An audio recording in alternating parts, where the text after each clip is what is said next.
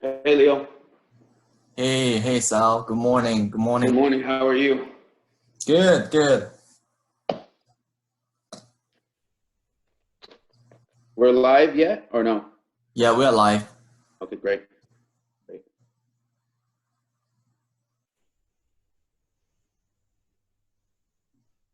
Give folks a minute or two here and we'll get started. Yeah, we can get started now. Yeah, looks like we're just about there. Actually, let's give people one more minute. Actually, let's give them until panel 2 Okay. in case they're having some login issues. A 30-second countdown. How's your morning so far? Good. How's your morning? Fantastic. Fantastic. I think we're at the, wow, this thing's shooting up. Okay, I think we're at the mark where I'm comfortable with starting now. We'll give the introductions now. All right. Good morning, everybody. For those of you who are just on here in our chit chat, we say good morning to everybody as well. My name is Sal Cura. I'm here with Leo Zhang. Hey, good morning. Presenting from CAPATA. For those of you who are clients, you guys know what we do. For those who aren't, we're a full service accounting firm. Tax, audit, outsourced accounting, and litigation support. And I guess we're getting into part of the outsourced accounting and some of the services we provide. We've helped quite a few people with these PPP loans, and now we're trying to help out on the tail end. I think the loan forgiveness part is going to be a lot more challenging than the front part, and probably a little bit more important in a way. So we just we can get as much forgiven as possible. Today's presentation is going to run about an hour. It's with the Q&A. We'll try to go fast with the parts that I don't think are as important, and try to slow down and be real thorough with the case studies and so forth. We'll have an agenda we'll go through. And let's get started. I guess when we get started, we just want to start with a polling question. We won't have many of these, don't worry. But we're just curious, how comfortable do you feel you are with the PPP forgiveness program as it stands now? I know the rules have changed. They just came out with new rules on Monday. But we're curious how everyone's feeling. Comfortable, pretty comfortable, super panicked, or maybe what the hell is forgiveness, right? So if you guys can raise that up in the polling questions, that would be awesome. And we'll look at that shortly. So let's get started. Yeah, all right. So now we have polling question popping up. Just choose answer. All right.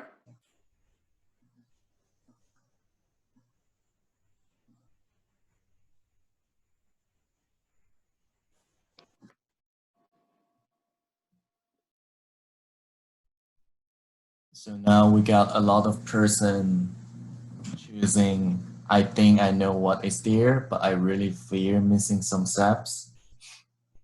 Okay. All right. Well, let's give like 30 more seconds, 20 more seconds actually. Okay. That's fine.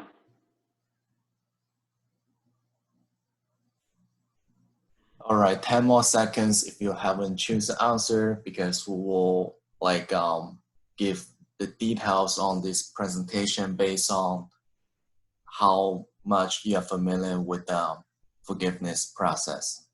All right, the poll is end. All right. So here we are. Geez. Okay. So hopefully when this is over, we'll have a lot more. And I guess it makes sense. If you got this figured out, why would you be here, right? Okay. So let's get started, guys. All right.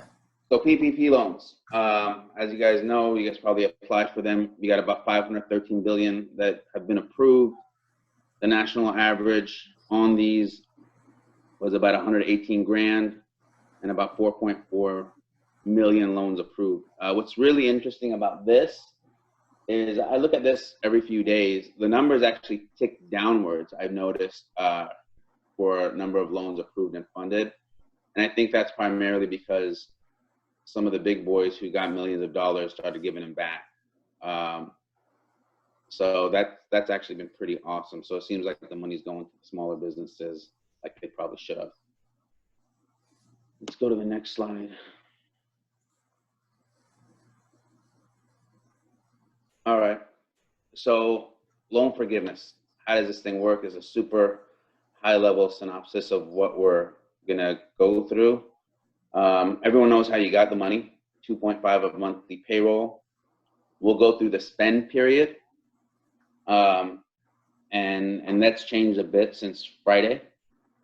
We'll talk about the breakdown and the supporting documentation required. So now let's get into what this agenda looks like.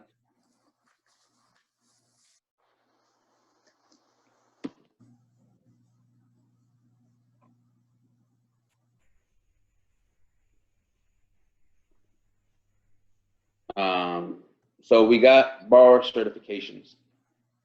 So the way these borrower certifications work, and this has been on everyone's mind, like, hey, should I have taken the money?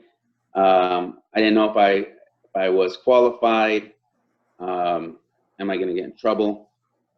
So they came out on April 26th and they released guidance. And for those people who probably shouldn't have gotten it, but did, they had till May 18th to give it back.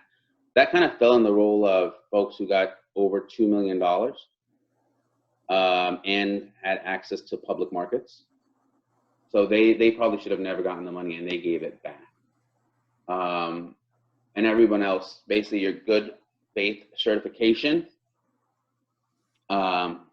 is good enough. Now that doesn't mean all your loans going to be forgiven and all that stuff. You have to still give the proper documentation. However, I don't think there's going to be much scrutiny if you qualify or not for the loan.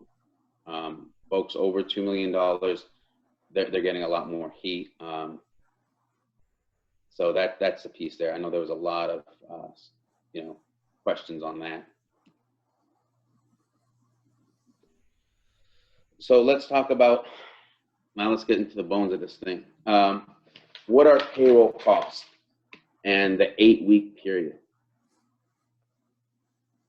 So the 8 weeks up until Friday was not known.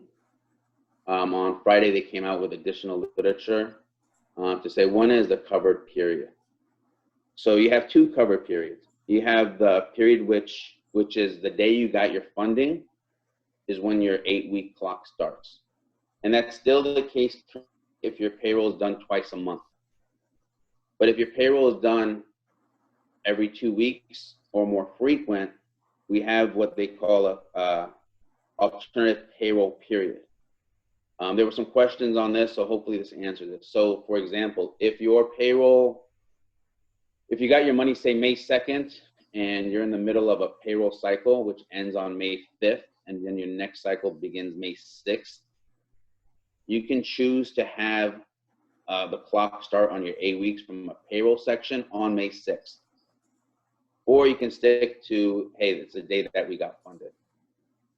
That's up to you from a payroll standpoint. Hopefully that makes sense to everybody. And we'll go through, we'll answer some Q&A there. Now, for those folks who pay twice a month, it doesn't seem like there's a choice there. I don't know why. That might change. Just so everyone knows, this thing is changing, I feel like every 5-6 days. With just more rules and stuff like that and more answers being done. Let's talk about what cash compensation is. Next slide.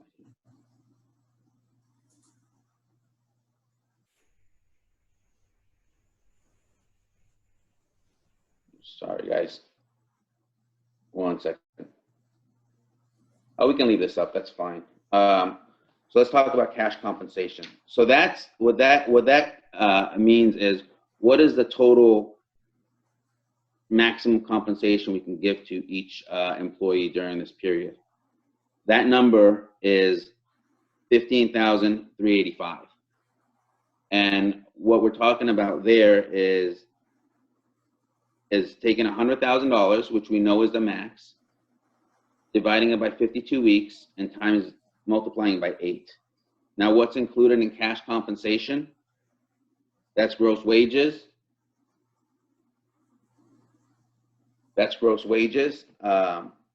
Tips, commissions, separation costs, any paid leave.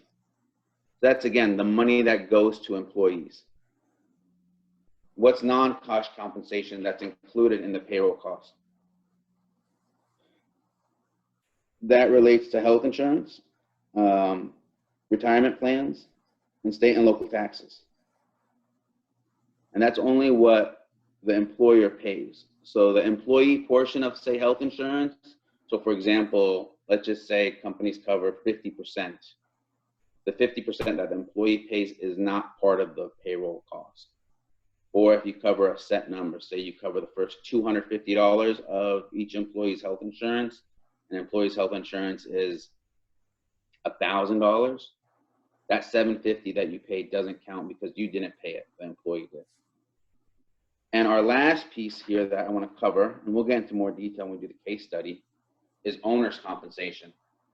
Now, this thing switched up a bit on Friday. And the change here primarily was if you weren't on payroll last year as an owner, you're not going to get to be part of the forgiveness amount this year. So, for example, you're doing your numbers and you're saying, oh, shoot, why don't I add myself on the payroll? I'll bump my monthly average. Here we go. And I'll be able to forgive an extra $15,000 or more if you have multiple owners over 20%. This kind of closes a loophole on that if anyone's considering it, because if you were not on the payroll last year, you can't effectively be on it this year. And if you're on the payroll last year for only, say, 60 grand or say 52 grand, $1,000 a week, that's going to be the maximum you can be on in this 8-week cycle. So keep that in mind before you just start putting yourself on the payroll, and effectively that's going to be washed out. Now, the one thing we don't know is if you do add yourself, are you going to be considered one of the full-time employees? That hasn't been determined yet. I would imagine no if you weren't before, only because to kind of stay in the same thought process of this piece. So back to this slide, which probably looks familiar now. Here's a quick summary. Wages paid are subject to the Social Security. That's what we're talking about. Sick leave is there. The portion of group health insurance paid by the employer, the 401k, the state and local taxes, and again, the maximum. I saw a question that was up, is the health insurance that the employer pays included as part of the 1585? No. The 15385 is cash compensation. The non-cash compensation, which goes on top of that, is the health insurance that the employer pays, 401k, and so forth. Let's move to the next slide. Yep, we kind of went through this already, but we'll talk about certification, the payroll costs. Let's jump in here. You can go ahead. All right, so I will cover the eligible expenses. So as we mentioned before, after you get this fund, you have 75% you need to spend at least 75% on your payroll, and the remaining you can spend on your mortgage, interest, rent, and utilities. And there's a date which you need to keep in mind is February 15, 2020. So in order for those expenses to be eligible, you have to have the mortgage statement, the lease agreement, or your utility services started before February 15, 2020. And for mortgage interest, this should also include, like, for example, you have equipment in the office, like a printing machine. If you are paying any interest on those machines, those are also be eligible. And the mortgage is a liability, has to be a liability for the PPP loan recipient. In the mortgage, you can't do any prepayment on the interest, and they will only forgive the interest but not the principal. And as for the rent, once again, you have to get your lease agreement dated before February 15, 2020, when you apply for the loan forgiveness. And for the utility, this should include electricity, gas, water, transportation, telephone, and internet. So for transportation, it should also include your lease car payment, and also if you're taking Uber taxis, those should also include it. And once again, this part of expenses should not be going over 25% of the total loan amount. And in the next page, so here we'll give you more detail regarding the cover period, because for example, some of you might have received a loan on May 15, but then you got like 8 weeks. So what if like your utility ends after that 8 weeks? So for those non-payroll costs that are eligible for forgiveness must be incurred during the cover period. But even if you pay it after this 8 weeks period, this amount can still be getting forgiven. So for example, if your loan ends on June 15, and then you pay your bill on June 16, as long as you incur those expenses during the cover period, those expenses, even if you pay it after the 8 weeks, those still can get forgiven. And there's no prepayment accepted, so you can do like a 12-month prepayment for your rent using this money and ask for the forgiveness.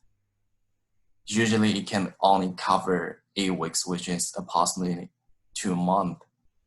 And also our firm will suggest all of our clients to start a brand new checking account to use this money, because this just will make those expenses and cash flow much easier when you apply for the forgiveness, but that's not required by the SBA. So you have anything to add here? No, I just quickly too, and you can't pay back payments. I don't know if you said that, but if you are behind, say a few months on the payroll, on the rent, if you cut them a check for 3 months rent and say, well, hey, I paid it during the cover period, well, that doesn't work. It's going to be what you incurred.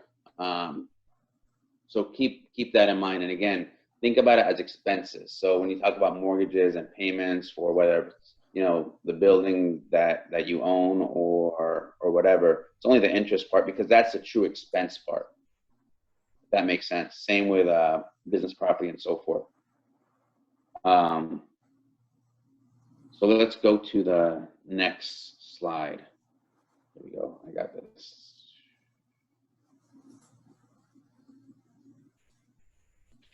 Obstacles. Okay. Basically, now we're kind of going to get into a little bit more of the details and how this all works. I see a lot of questions popping up, and we'll get to those. So I'm not trying to skip over those. We will get to those. If we don't, then we'll try to email you folks after this. Obstacles. Now this is the first one. This one should be the most easiest. Whatever you don't spend doesn't get forgiven.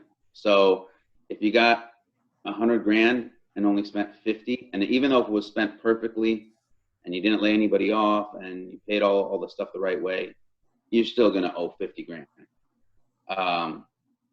You can't get forgiven more than you spent. Then the next piece that affects the reduction of the forgiveness is reducing employees' pay by more than 25%. So if you reduce anyone's pay by more than 25%, and when I say this, is only the employees who are making 100 grand and less. Folks that were making more than 100 grand are kind of out of this. So folks that make 100 grand and less annually, if you reduce their pay by more than 25%, you're going to get hit with that dollar for dollar for anything over the 25%. And what affects the forgiveness the most is the reduction of full-time employee equivalents, and we'll get into that. And the thought process again is, I believe the program was set up to avoid folks from going on unemployment and keeping them working in their jobs. So you get hit pretty hard if you terminated folks and picked up this loan. So we'll show you those examples here soon. Let's go to the next slide.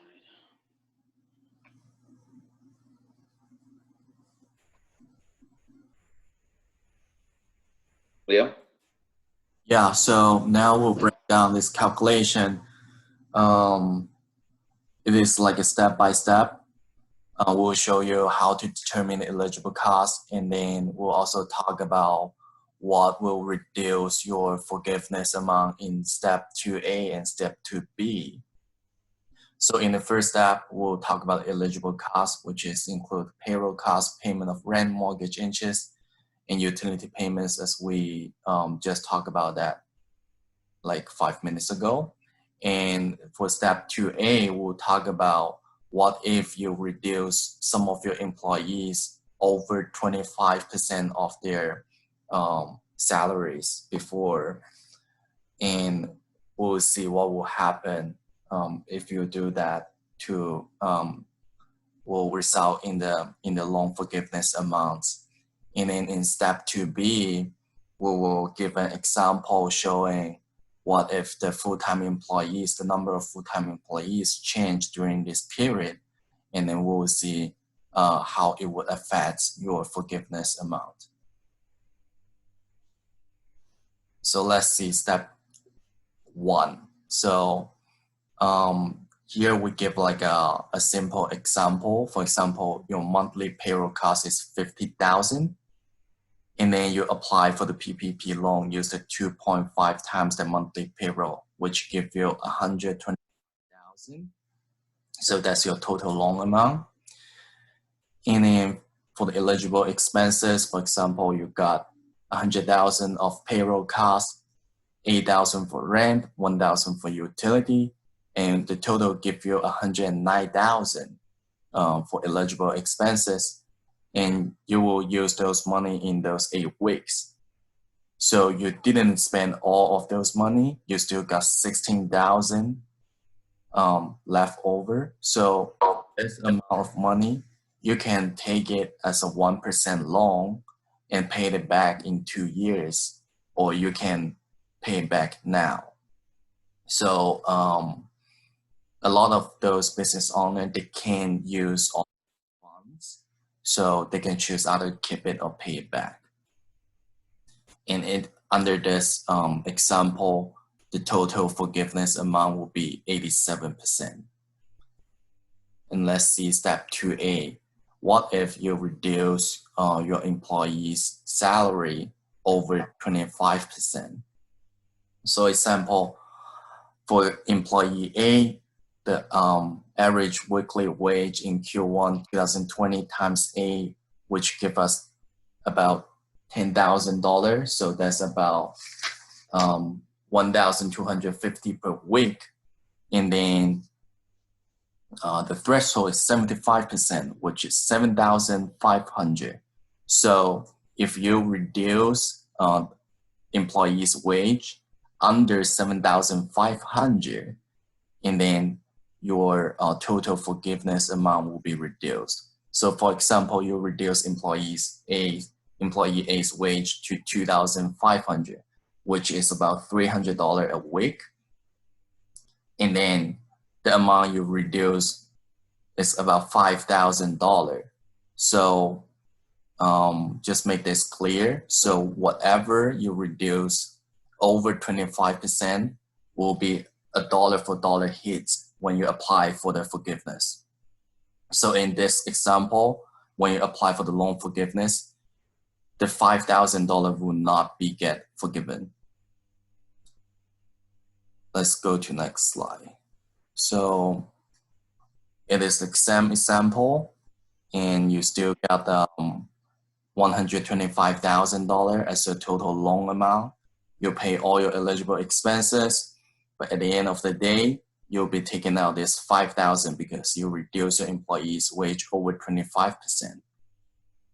And the forgivable loan amount will be only 104,000, which is 83%. That's 4% less than the original forgiven amount.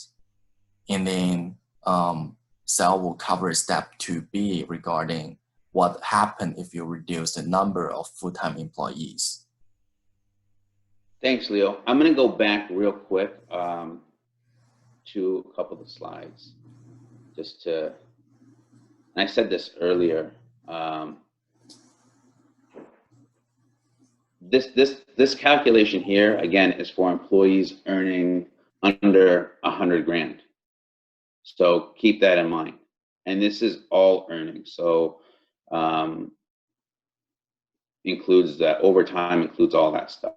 So keep that in mind. And this is super important because it's literally dollar for dollar. When you go through this calculation, and I want to, again, sorry, if I know Leo was ultra clear about this, but I know when I first saw this, I had to read it a couple of times. So the first 25%, as you can see here, was a freebie. You did not get penalized by it. So if you reduce someone's pay from $20 an hour to 16, which is 20%, you don't get penalized for that. But the second you go over 25%, you will get penalized. And that's also effectively included in hours, right? Because that's going to affect their total wages. And if you do both, you're for sure going to get hit pretty hard. So that's how this works. And as you can see in this calculation, it effectively is dollar for dollar when you're over the 25%. I know this was super clear, but I know I had to read it twice, so I'm saying it twice for everybody. So here's how you're going to get hit the hardest. And again, this is just the whole purpose of this thing was to keep employees on the payroll. So if you reduced your payroll or your number of full-time employees, you're going to get hit pretty hard. So you have two benchmarks that you can look at. What was your average full-time employees per month during the covered period? And you can compare that to February 15th, 2019 to June 30th. And then you do another comparison between January 1, 2020 to February 29th, 2020. And you're going to go with a smaller number, which is great. And that's what you're going to compare during your covered period, which we just described. And now there's two covered periods. There's a covered period of the second you got the loan, the day of, or the alternative period, which would be the first day of your cycle if your payroll cycle is every other week or more frequent. Let's go. This is interesting for folks who have part-time employees. Like, well, what do those count as, right? That question comes up quite a bit, and I know some people had these questions before the seminar. It's a pretty easy calculation, and you can even make it easier. 40 hours is 1. If it's 32 hours, you take 32 divided by 40, and that would be 0.8 employee. 20 hours divided by 40, if they only work 20 hours and the standard was 40, they'd be 0.5 employee. And if they work 10, obviously 0.25. I don't got to run through the math. So you can do it that way, or you can pick another one where it's 1 to 39 hours would just be 0.5, and 40 would be the 1. So you can pick one or the other. We kind of do a pro rata or not, and if you do it on the pro rata or the calculation, you'd go towards the nearest 10. I know there was a question with some folks who own restaurants. Well, my employees work 65 hours a week. Will I get 1.5 for them or 1.6? The answer is no. The most you can get per employee, no matter if they work 80 hours, you're not going to get 2 for that. It's going to be maximum of 1, and then you can pick if you want to do exact calculation or just part-time is 0.5, full-time is full-time, which is 40 hours at a full 1. Exceptions to the rule. This came out new. So you laid everybody off, or you laid a lot of folks off, and you got the money, but folks decided not to come back because they're making more money on unemployment, or maybe they have another job, or whatever it is. Someone's saying they're having a little bit of an issue with the audio. I hope it's not everybody. So I'll speak a little louder. Oh, audio's perfect. Thanks. Okay. So if you did lay people off and you offered them their job back, you're good. Just make sure that's in writing. Now, if you fired people and it's for cause, or they voluntarily resigned, or they asked for a reduction of hours, you're not going to be hit with that. And if you think about this, it makes perfect sense, right? Again, the whole purpose of this is for people not to be on unemployment. So if you fired somebody, typically they don't get unemployment. If they resign, typically they don't get unemployment. And if you did lay them off and you offered them their job back, they shouldn't get unemployment because they should come back to work. So this helps a lot of people. So keep this in mind. This was to me a really, really big deal. Now this is the safe harbor piece for the reduction, and basically this says the employees reduced during the period of February 15th through the end of August 26th, and then you brought them back by June 30th, you're not going to get penalized. There wasn't a lot of clarity on this, but the way this works, obviously, if you laid somebody off and you brought them back, but their wages for that period were also above the 75%, that's how I'm reading this, you should be good. Because I don't think the spirit of this is, hey, bring everybody back on that June 30th date for one day and you'll be fine. You kind of have to make sure that they're made whole. They're going to come out with additional language on this. But again, the spirit of this thing is as soon as you got the money, you should have brought your folks back if you wanted full forgiveness or maximum forgiveness. All right, so let's get in the nitty gritty. Here we go. And this is probably where folks want to take some notes and look at this stuff. All right, you pulled out your payroll reports, or you had a great memory and said, okay, February 15th through June 30th of 2019, I had 15 full-time employee equivalents. This year, from January 1 through February 29th, I only had 10. One reason or another, that's what happened. Now you select your baseline. Your baseline, you're obviously going to go with the lower one. Let's go to the right side of the slide, and it says coverage period. The coverage period we're going to say is May 1st. Now, again, that could be different for everybody if you use the alternative covered period, or you use the date of when you got the loan. We talked about that earlier, and we can answer questions later if you're confused about that. But let's just say it starts May 1 for purposes of this. Then it's going to end 7 weeks or 8 weeks later.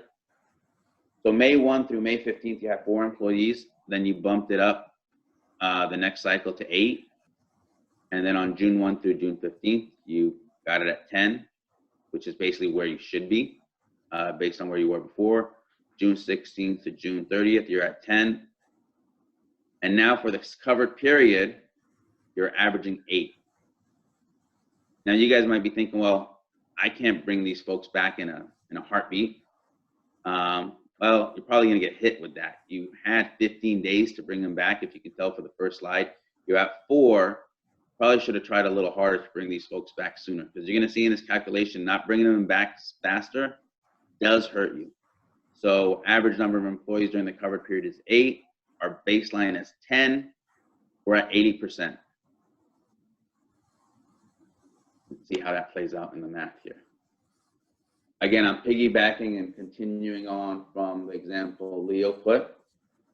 We spent $109. Some of the employees that were under $100,000 took a haircut over 25%. According to this calculation, that total was $5,000. And now when we look at step 2B, we didn't hire 20% of our staff back. So now that part of 104, 20% of that does not get forgiven. Everyone who's on here probably has a calculator. You can do 104,000 minus 20%, you get $83,000. That's a big number for not hiring those 2 employees. I mean, I'm actually gonna give you the exact number now. You missed out on $20,000 of forgiveness because you didn't hire those 2 employees. It's probably cheaper to have those employees on the payroll than not having them. So keep that in mind when you're thinking, okay, well, what do I do? Now, I know this is a struggle, right? Because, well, I don't have any work for these people. They're just going to sit around.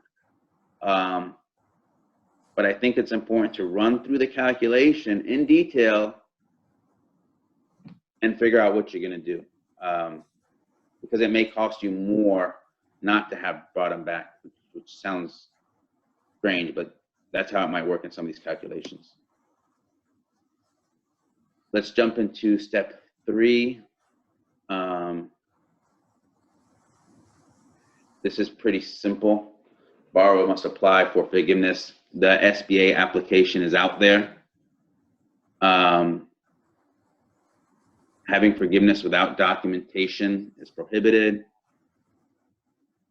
You're gonna basically come out with all these reports. I mean, I can go through all of these. What I'm guessing is if you're with a major payroll provider, like ADP, for example, they're gonna have a great forgiveness calculator. If you log into there now, I know something pops up about that. I don't think it's been updated, but it's out there, and it'll probably be updated by Friday. So just make sure you're on top of that. I believe the bankers are going to be the ones who are doing this forgiveness piece. So you'll probably have to talk to them. Now, they may just push it back to you. And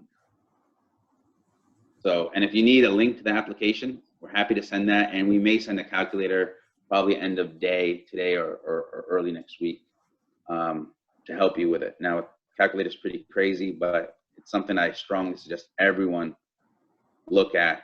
So at least do a pro forma of what they think they're gonna get forgiven. Leo, I am actually sorry. I think one of these was, I can finish this up. So these are just some IRS notices. Pretty basic stuff that you can read. The biggest takeaway from here is even though the loan forgiveness is not taxable, the expenses that were forgiven, that were paid from that loan, are not deductible, which almost makes the loan taxable if you kept the expenses deductible. There's some chit chat about the HEROES Act that might change that. So we'll keep you up to date when that happens. This is pretty much the end of this, but I want to add a few things before I get into the Q&A. I'm going to talk about this for a second. Again, this thing has been changing quite a bit. It's I feel like every few days, new stuff comes out, new Q&A comes out, and so this is presentation only for educational purposes. So keep that in mind. So here's a couple of new things that are out there. HEROES Act, I believe, passed the House. They say it's dead on arrival on the Republican side, but what's in there is 2 things, or more than 2 things, but 2 things that affect this. They may change the coverage period from 8 weeks to 24 weeks, which would really screw things up in the sense of this calculation, and it would hurt folks who spent this the right way when they didn't have the revenue and then weren't really able to benefit as much as they could. I think kind of annoying that might be out there. They may change some of these, like I talked about. And my hope in this new HEROES Act, and I haven't sent this out there, is that they will come up with a new PPP plan, like a fresh one. Because if they're going to extend the unemployment, which is in there too, to the end of the year, since the hope of all this PPP was to keep people off unemployment, I would imagine they're going to come up with a new one. But that's just my guess personally. Hopefully, Leo, before we get into the Q&A, did you want to add something? No, so we are getting a lot of questions in our Q&A in our chat. So we'll try to answer as much as we can. But if like, you know, at the end of the webinar, you still haven't received your answer, please send us your email address and then we can get back to you to your specific questions. And then now we'll get into the Q&A section. Yeah, okay. Trying to look, there's so many questions. I'm trying to see ones that repeat. If we prepaid our lease last year, can we claim that amounts for the 2-month period, even though we paid it last year? That's an interesting one. I would imagine yes, because they're allowed to pay it after, as long as, you know, it's more on the incurred basis. But you're only gonna get those 2 months, right? But there's no clarity. But if I had to guess on that one, I would say yes. You could. 1099 contractors were not used as part of the calculation for the PPP loan, but can be used as part of the loan forgiveness.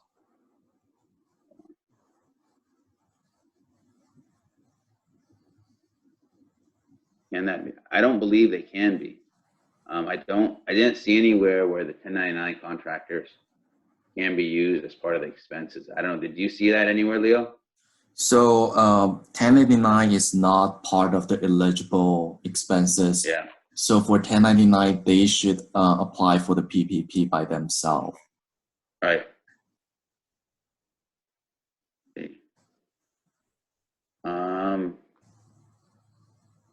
What do we got?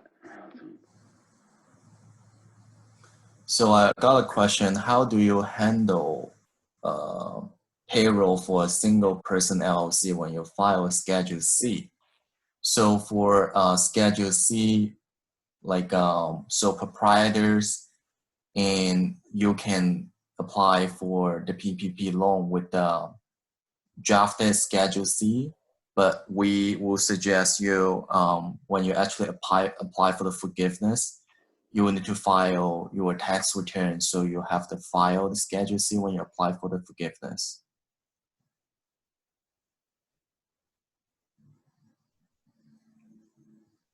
All right.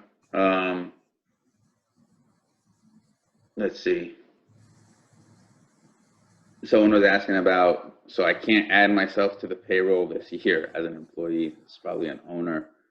Well, if you weren't on the payroll last year, you can't add yourself this year. Again, I think they're trying to have, because right, if you do that and you replaced a full-time employee, that full-time employee that you replaced is probably on unemployment, and that's not the point of this this program. So you're not going to be, I don't believe, obviously the money that you got paid is not going to be in that calculation now, and I don't know if you'll even be considered a full-time employee. I would probably say no, because you weren't a full-time employee in the years prior, even though you were working in the business. Again, they haven't given clarity on that, but that's what it's looking like. Are cell phone expenses forgivable? I would say yes. Leo, I know they didn't specifically say cell phones, but I would say yes. Yeah, I think it is eligible. Yep. Okay, please repeat what the change in the covered period was from 8 weeks to what number of weeks? Okay. This was one of the changes. And I'm glad someone brought this up. So the 8 weeks is still 8 weeks, right? But the difference is now you have an alternative cover period if your payroll is every other week or more frequent. So I'm gonna actually have you guys can't see this. So let's just say your payroll was you got your funds April 27th, and your cycle went from, I'm gonna pull up a calendar. I should be doing this like this, but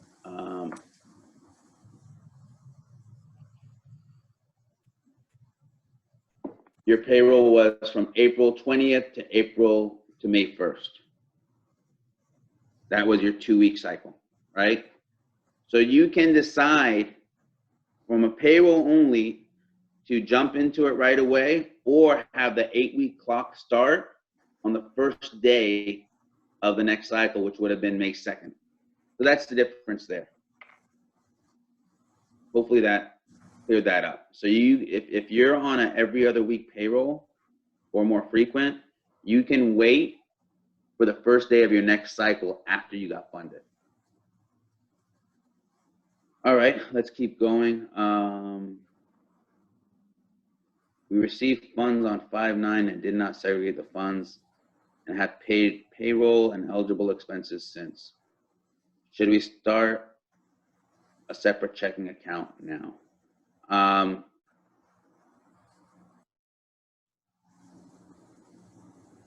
mean, I think you should, if it's not a big hassle, because I believe what's going to happen is you're going to have to submit not just the expenses you paid, but show them coming out of your account. Now, I guess if you have, 50 checks coming out a week, and then you'll just have to highlight them and show them.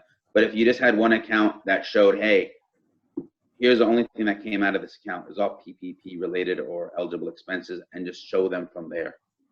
I think that would be a lot simpler when you provide, call it an audit package or a review package to your banker. I know we don't have too much time left, but what I want to do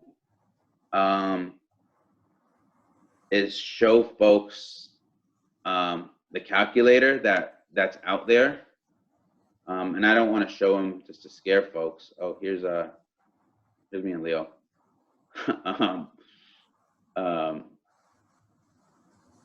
Leo, can you pull up the calculator that's out there?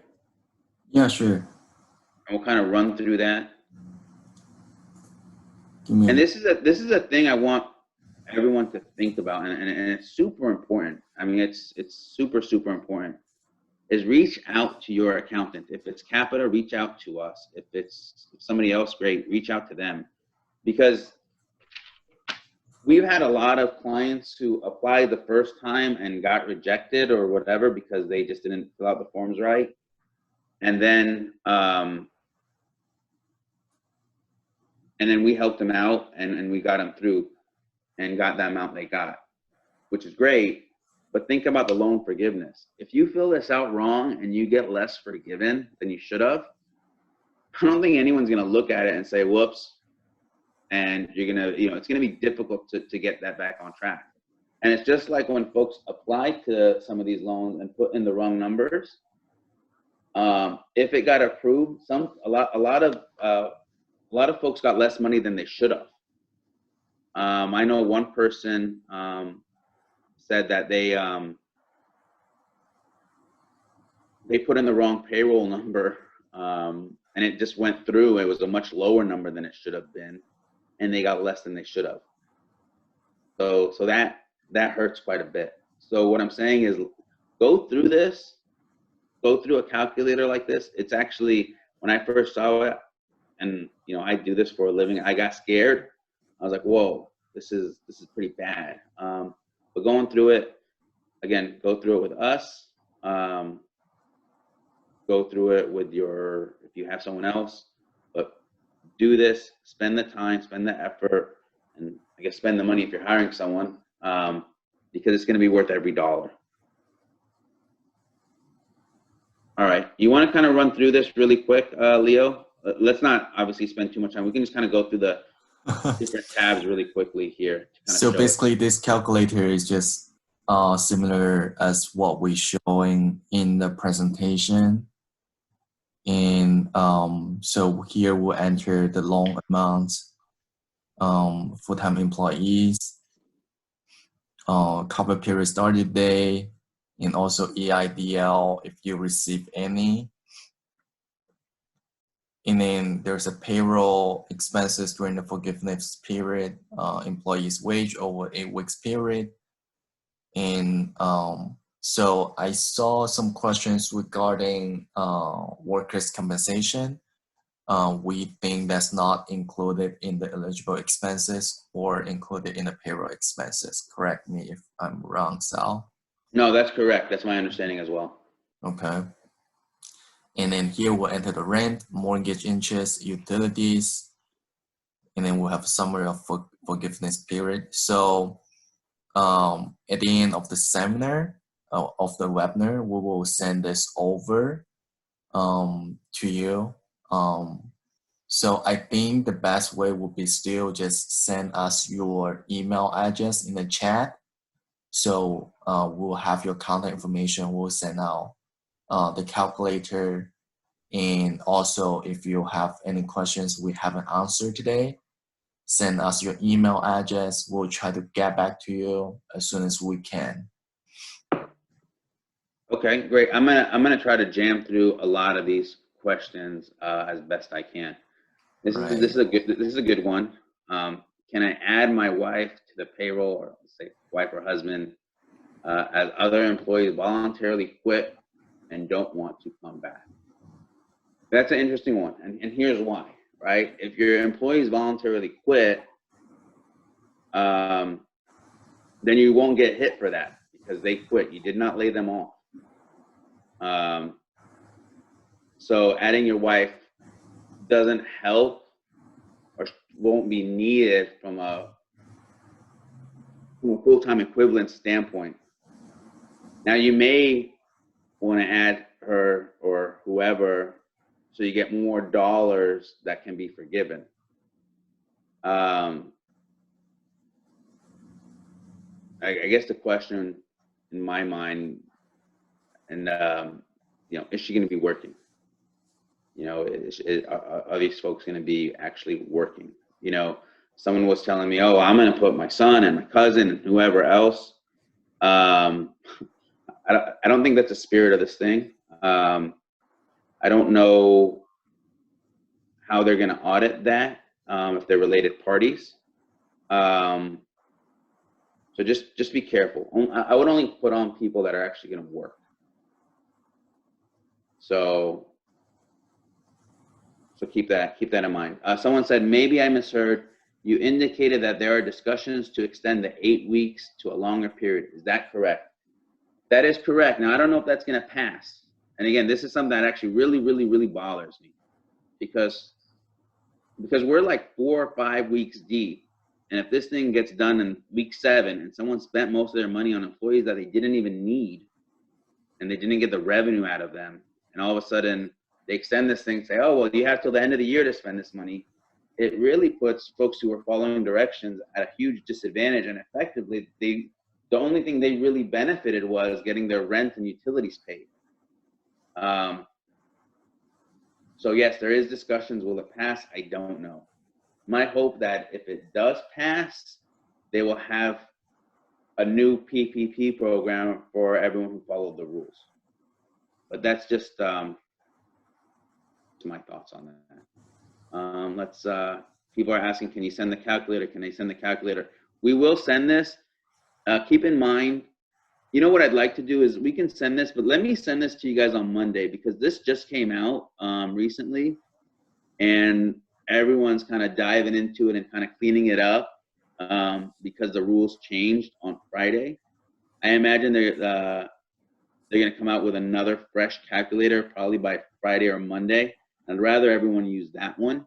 So we will shoot that over. Let's keep answering more questions. Let's see. Will there be an opportunity to cure any defects that prevented the forgiveness if the lender misrepresents the calculations due to high turnover and does not include people who are hired and quit right away and they show up on the 941s? I don't know that. That's going to kind of, I think, going to be up to the banker. But I think there'll be an opportunity in my mind to go back and what you counted as full-time employee equivalents to be on a 1-for-1. So if you're including like 20 hours to be 0.5, when you do the look back baseline period, there should be an opportunity to make that a 1-for-1. So you're comparing apples to apples. I would imagine the paycheck, like loan forgiveness pieces that come out of the major payroll providers, will have that incorporated in there. So I don't think that should be an issue, but there isn't clarity on that just yet. I want to answer as many of these as possible.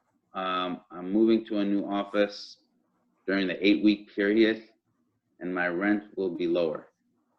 And I still deduct my new rent. Now, that's a tough one, right? I would say yes. I think if you can make a case that, hey, I've always been paying rent, I downgraded. Yeah, this lease was not in place, but I did have a lease at 215 that was higher, because I think the thought process is, you don't want to sit there and upgrade to something, but I think if you downgraded, you probably have to talk to the banker specifically, so give them supporting documentation, and hopefully you can work that out. I would say if you move to something bigger, probably if you had some negotiations and so forth like that, some emails saying that, hey, I signed this lease on February 1, even though I didn't move in until March 1, that lease was effectively in place. So that's my thoughts. Here's another question. If I reduce a full-time employee to part-time, but during the 8-week period, I hire a second new part-time employee, would that meet the requirement? Yes, because they would both be 0.5, 0.5. Now, if you go back and look at the way the averages work, did you hire that second person for that whole time? Now, if you only hired them the last week, you're not going to get full credit because they're going to look at the averages there. All right, I think we're just out of time, so I'm going to just kind of jump on, let you guys know we're happy to answer questions. Again, we helped a lot of folks getting these loans, and we'd like to help folks getting them forgiven. So at the last, can everyone just do this poll again? And we want to see if you were getting like a lot of help from this webinar. So just feel free to vote in the, and then because we'll be doing more webinar later. So if there will be more news coming up, we'll keep you guys posted. Yeah, and that's what I want to. The goal for us is to have these a lot more frequently. What I'd like to do is almost do a workshop to kind of try to go through a very, very basic forgiveness application. I don't know. Again, we can send everyone the link to the forgiveness application that's out there. Keep in mind that can change. I mean, if you guys remember when the first PPP application came out, it was a lot different than the final one when you actually tried to get the loan. And here's something else that actually, now that I remembered a couple of things, I was in a couple of meetings earlier this week, had one attorney suggest that if you are having board meetings, to have discussions about the uncertainty of the future due to COVID. Another piece that might help in some documentation if it's needed. Oh, we got somebody to get through very comfortable. Oh, that's awesome. At least it looks like it was one person. You know what we should have done, Leo, is kind of put this side by side to see the difference, because I'm worried about the 4% that are still panicked. Please don't be panicked. This isn't that bad. We're here to help if we can. And again, we're going to have more webinars. Again, I'd like to go through a very basic application live, and we'll send that information out. But in the meantime, here's our phone number. Here's our admin team. We're here to help. But please reach out to somebody, because this is big money if you don't do it the right way, whether it's CAPATA, whether it's your current accountant, or additional self-reading on the side, whatever it takes. Talking about real dollars here. I'd like to thank everybody who attended, and please reach out. All right. Thank you, everyone.